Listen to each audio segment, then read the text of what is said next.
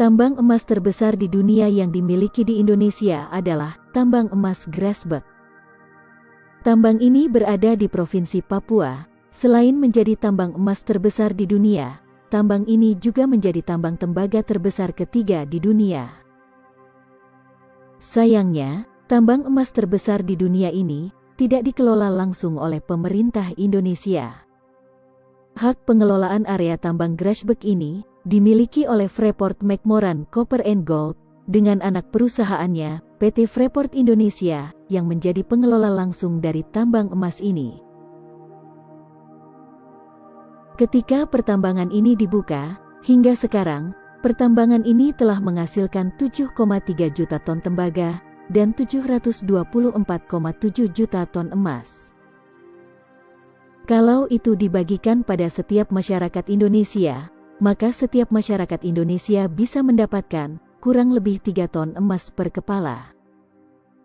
Bisa dibayangkan jika itu terjadi, semua penduduk Indonesia akan hidup dengan bergelimang harta. Arab Saudi, Amerika, China dan semua negara di dunia tidak akan bisa menyaingi Indonesia. Indonesia akan menjadi satu-satunya negara super kaya jika tambang tersebut dikelola sendiri oleh Indonesia dari awal. Itu hanya emas, belum lagi tembaga, serta bahan mineral lainnya. Seharusnya nama kota di sana itu bukan Tembagapura, tapi lebih cocoknya Emaspura. Nama Tembagapura diberikan seolah upaya untuk menutupi mineral berharga yang mendominan di sana. Pertambangan ini dikelola oleh Amerika. Dengan kesepakatan awal mula pengelolaan tambang ini, presentasenya adalah 1% untuk negara pemilik tanah dan 99% untuk Amerika sebagai negara yang memiliki teknologi yang melakukan pertambangan di sana. Selain potensi hasil tambang emasnya yang begitu besar, tambang Grasberg ini juga mengandung bahan tambang lainnya, sebut saja tembaga dan perak, dengan jumlah estimasi cadangan kandungan yang ada dalam jumlah yang sangat besar.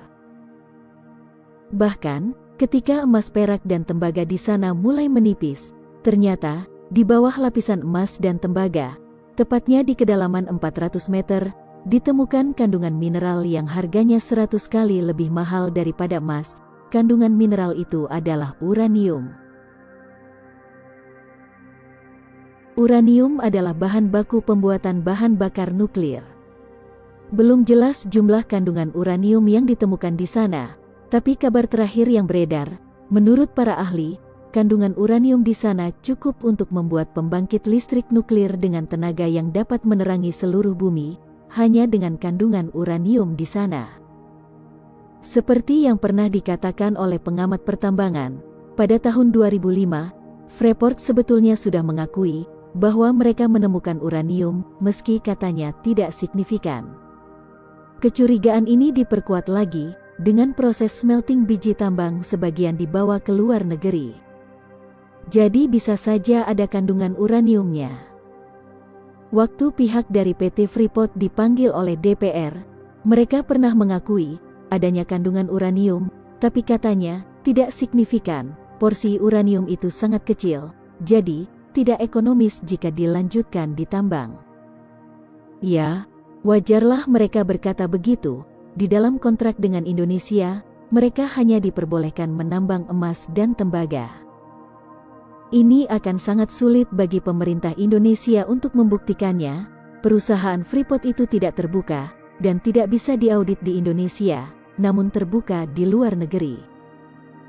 Namun, jika pemerintah bisa membuktikan bahwa Freeport juga menambang uranium, maka pemerintah berhak memanggil dan mengauditnya karena mereka beroperasi di Indonesia. Kecurigaan bahwa Freeport memproduksi uranium memang bukan hal baru. Pada masa pemerintahan Presiden Abdurrahman Wahid, Freeport pernah dituntut untuk ditutup oleh Menko Equine saat itu. Bagaimana pendapat kalian tentang hal ini? Tinggalkan komentar kalian di kolom komentar.